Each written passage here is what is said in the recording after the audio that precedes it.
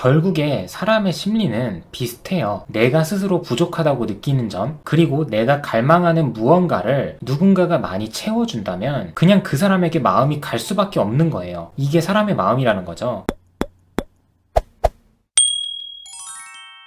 다정한 참견. 네, 안녕하세요. 다정한 참견의 다혜 희덩입니다. 네, 오늘은 이별할 때 많이 하는 거짓말들에 대해서 이야기를 나눠보도록 하겠습니다.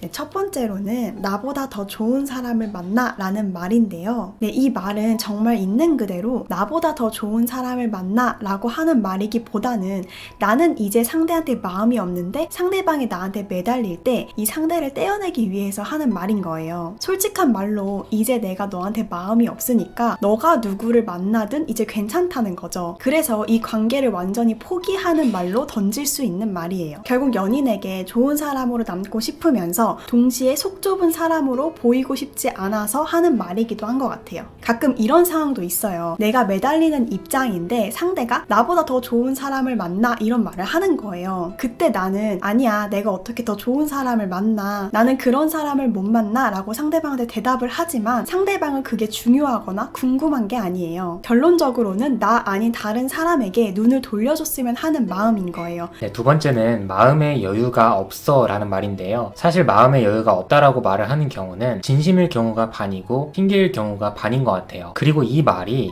헤어질 때 가장 편하게 헤어질 수 있는 말 중에 하나인 것 같아요. 사실 뭐 이런저런 말, 이런저런 해명을 다 안 해도 되고 그냥 지금 내 상황이 만족스럽지 않아서 누군가와 연애할 때가 아닌 것 같다, 누군가와 연애를 할 여유가 없다, 그러니까 너랑 못 만나겠다 라고 말을 하면 상대 입장에서도 별로 할 수 있는 말이 없거든요. 진짜 좋아하고 이 사람을 놓치고 싶지 않으면 무슨 수를 써서라도 놓치지 않으려고 할 거예요. 그리고 내가 정말 힘든 상황이 오더라도 상대방이 나에게 힘이 되고 도움이 되고 의지가 되는 존재라고 하면 오히려 더 붙잡으려고 이 관계를 더 잘 만들어 가려고 하겠죠. 도움이 아니라 짐이 되는 존재라고 생각을 하게 되면 마음의 여유가 없다라고 하면서 이별을 고하게 되는 것 같아요. 이런 말이 있어요. 전쟁 중에도 사랑을 한다. 크나큰 환경에 제약이 있다고 해도 결국에 사랑은 지속된다라는 말인데, 내 입장에서 생각했을 때 내가 상대를 구속하고 집착하고 강요하는 식으로 연애를 했었다면 정말 상대가 원래 가지고 있던 여유마저 사라져버려서 헤어지자고 나에게 말을 하겠지만 내 기준에서 나는 그 정도는 아니다 라고 생각을 하신다면 그냥 마음이 떠났다고 보시는 게 편할 것 같아요. 세 번째로는 나는 너한테 부족한 것 같다 라는 말인데요. 나는 너한테 부족한 것 같다 라는 말은 크게 두 가지 의미로 나눠볼 수가 있는데요.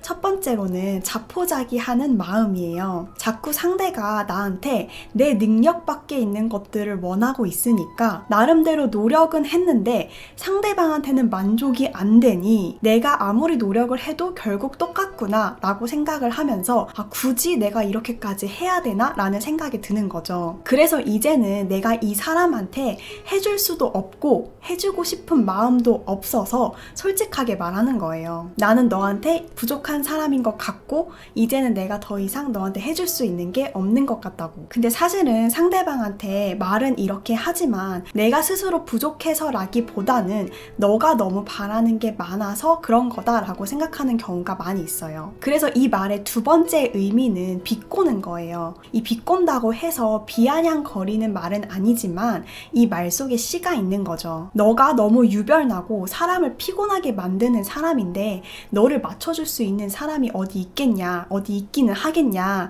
라는 마음을 가지고 말을 하는 거예요. 난 너한테 부족한 것 같다고요. 사실은 누가 와도 너 성격을 못 맞춰준다 라는 뜻을 가지고 있는 거예요. 결국 마음이 있으면 부족한 걸 알아도 떠나려고 하지는 않거든요. 내가 부족한 걸 알면 무슨 수를 써서라도 개선해 나가려고 하겠죠. 근데 지금까지 노력을 해온 결과 이건 답이 안 나온다고 생각을 해서 노력을 해도 아무 의미가 없겠구나 라는 생각이 들어서 이별을 고하는 거예요. 네, 그리고 마지막으로 네 번째는, 이 말은 저희도 상담을 하면서 가장 많이 들었던 말 중에 하나였는데요. 정말 많은 분들이 헤어지면서 내가 지금은 연애할 때가 아니다 라는 말을 굉장히 많이 하세요. 이제는 나 스스로를 많이 돌아봐야 될 때인 것 같다 라고 말을 하시더라고요. 어쩌면 이 말을 하는 그 순간만큼은 진심이었을지도 모르지만 생각보다 정말 많은 분들이 이 말을 하시고 얼마 안 가서 카톡 프사에 새로운 연인의 사진을 올린다던가 SNS에 새로운 여자친구 남자친구가 생겼다고 자랑을 한다던가 이렇게 하시는 분들이 정말 많더라고요. 내 입장에서는 분명히 나한테는 연애할 연애할 때가 아니라고 했는데 불과 얼마 안 지나서 새로운 연애를 시작을 하니까 열이 받기도 하고 억울하기도 한 거죠. 결국에 사람의 심리는 비슷해요. 내가 스스로 부족하다고 느끼는 점, 그리고 내가 갈망하는 무언가를 누군가가 많이 채워준다면 그냥 그 사람에게 마음이 갈 수밖에 없는 거예요. 이게 사람의 마음이라는 거죠. 그래서 내가 연애를 안 할 거라고 해서 안 하게 되는 것도 아니고, 연애를 앞으로도 많이 해야지 라고 해서 많이 하게 되는 것도 아니라는 거죠. 그리고 연애할 때가 아닌 것 같다라는 말의 의미를 깊게 들여다보면 사실은 너랑 연애할 때가 아니라는 거예요. 이게 정말 핵심이라는 거죠. 내가 상황적으로 힘들고 어려운 부분이 있다고 해도 앞에서 말했던 것처럼 전쟁 중에도 사랑은 한다라고 했어요. 그래서 사실은 전쟁이 힘든 게 아니라 너가 힘들다라는 거죠. 생각해보면 많은 분들이 입시 준비를 하고 시험을 보고 취업 준비를 하고 사회생활도 하고 앞으로도 이런 힘든 일들이 계속해서 많을 건데, 이러한 일들은 너나 할 것 없이 누구나 겪는 일인데, 그럼에도 불구하고 이런 난관들을 서로 잘 극복을 해서 행복하게 잘 만나시는 분들도 많거든요. 물론 자신감, 자존감의 문제가 크신 분들은 이런 난관에 부딪혔을 때 넘어져서 일어나지 못하고 연애까지 포기를 해버리시는 분들도 있지만, 대다수의 경우에는 나는 지금 연애할 때가 아니야, 시간이 지났을 때 나 스스로 연애할 때라고 생각을 했을 때 연애해야지, 절대로 이러지 않는다는 거예요. 그냥 기회만 생기면 괜찮은 사람이 있으면 연락도 해보는 거고 만나보기도 한다는 거죠. 그래서 혹시 이별을 당하고 지금은 연애할 때가 아닌 것 같아 라는 이 말 때문에 상대가 연애할 때가 되면 그때를 노려서 이 사람과 다시 만나야겠다 라는 생각을 하고 계신다면, 그 생각은 나만의 착각일 확률이 높다라고 말씀드리고 싶어요.